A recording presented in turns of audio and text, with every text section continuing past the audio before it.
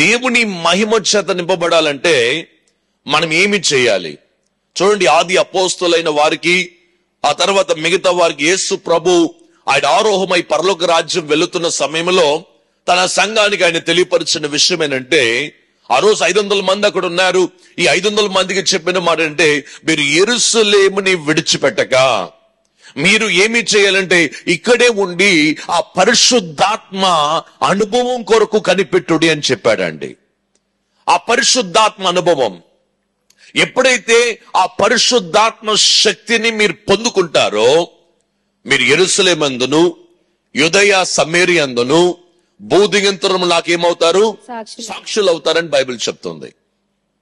మనము సాక్షులుగా మారాలి అంటే ఆ తెరవబడిన పరలోకము కింద మనం ఉండాలి. ఆ తెరవబడిన పరలోకము కింద మనం వండుకున్నట్లయితే మనము సాక్షులుగా మారలేము. మన బ్రతుకులు ఎలాగున్నాయో అలాగనే ఉంటది. 10 సంవత్సరాల ముందు ఎలాగుందో ఇప్పుడు అలాగనే ఉంటది. కానీ మనము ఈ లోకములో సాక్షులుగా మారాలి అన్నట్లయితే మనము ఒక తెరవబడిన పరలోకము కింద మనము తడవాలండి.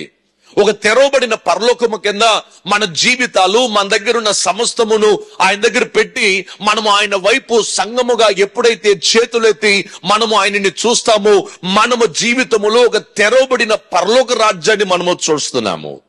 లోకం తెలుసుకోవాలి, లోకము నుండి ప్రజలు తెలుసుకోవాలి, ఇక్కడ ఒక తెరవబడిన పరలోక రాజ్యము మన్నా జూబిలీ చర్చిలో ఉందని ప్రజలు తెలుసుకునేలాగా మనమందరము కూడా ఇంకనో ఈ మాసములో మనము ఒక తెరవబడిన పరలోకము కొరకు మనము ప్రార్థన చేయాలి.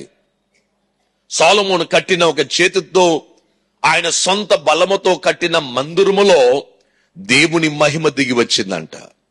ఆ మహిమ ఎంత పవర్ఫుల్ గా ఉందంటే, ఆనాడు సీనాయి పర్వతం దగ్గర మోసే ఆయన పైన ఉన్నాడు, కొండ మీద ఉన్నాడు. దేవుని మహిమ దిగి వచ్చిందంట. దేవుని మహిమ దిగి వచ్చి ఆ పలకలు, ఆ కొండ రాళ్ళ మీద ఆయన చెక్కబడిన 10 ఆజ్ఞలు రాసి ఆయన ఇచ్చాడంటండి. అక్కడి నుంచి దిగి మోసే 10 ఆజ్ఞలు తీసుకుని భూలోకానికి అంటే కిందకి వచ్చినప్పుడు దేవుని బిడ్డలారా ఆయన ముఖము సూర్యుడు వలె తేజోమయంగా ప్రకాశిస్తుందంట. మనం వాడే క్రీములు కాదు, ఈ మేకప్లు కాదు, పౌడర్లు కాదు. దేవుని మహిమ మనలోకి వచ్చినప్పుడు, దేవుని మహిమ చేత మనం నింపబడినప్పుడు ఈ లోకములో చూసే వారికి ఎలాగుంటామంటే మనము చాలా వింతగా ఉంటామండి. ఈ లోకములో మనల్ని చూచేవారు మనలో దేవుని మహిమను చూస్తారు. మనల్ని చూచేవారు ఒకవేళ ఆ వ్యక్తి దెయ్యం పట్టినట్లయితే, అపోస్తలుడైన పౌలు నడుచుకుంటూ వెళ్ళేటప్పుడు ఒక చిన్నదానికి దెయ్యం పట్టిందంట. ఆవిడ నోరు తెరిచి, ఇదిగో దైవజనుడు వెళ్తున్నాడు, ఈయనలో దేవుని ఆత్మ ఉన్నదని ఆవిడ చెప్పడం మొదలు పెట్టిందంట.